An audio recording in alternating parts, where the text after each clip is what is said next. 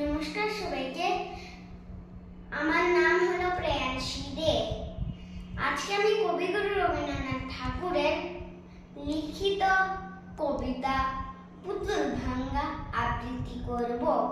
7-8 আমি বলেছিলাম বলে, গুরুমশাই আমার পরে উঠল রাগে জ্বলে।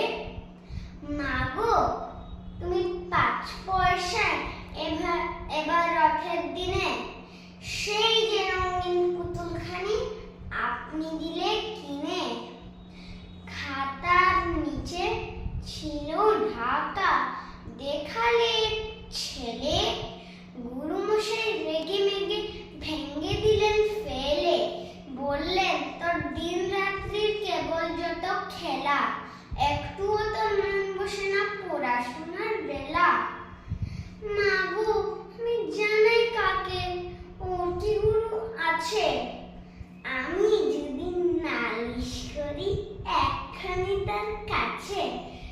কোন রকম খেলার পুতুল নেই কি মা ওর ঘরে, সত্যি কি ওর একটু মন নেই পুতুলের পরে। সকাল সাজে তাদের নিয়ে করতে গিয়ে খেলা, কোনো পরে করেন নাকি কোন রকম খেলা। ওর যদি